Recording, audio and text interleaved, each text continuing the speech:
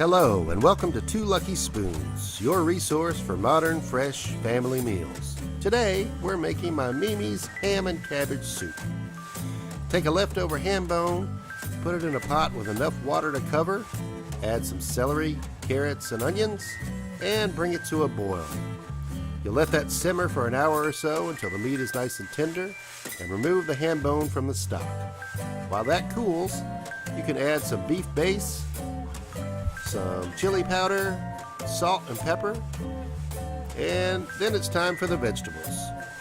We'll be adding onion, green bell pepper, chopped carrots, chopped celery, diced potatoes, and a head of cabbage chopped any way you like it. Everything goes in the pot.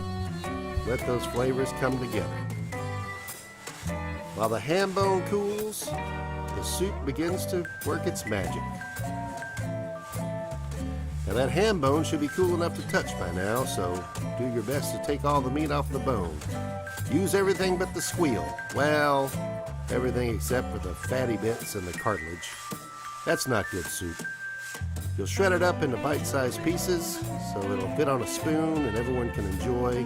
Oh, leftover ham. Everything goes back in the pot, and you'll let it simmer and let the flavors come together for another 30 minutes or so. Longer if you've got time. Hey, the soup's even better the next day. There you have it, my grandmother's ham and cabbage soup. Enjoy!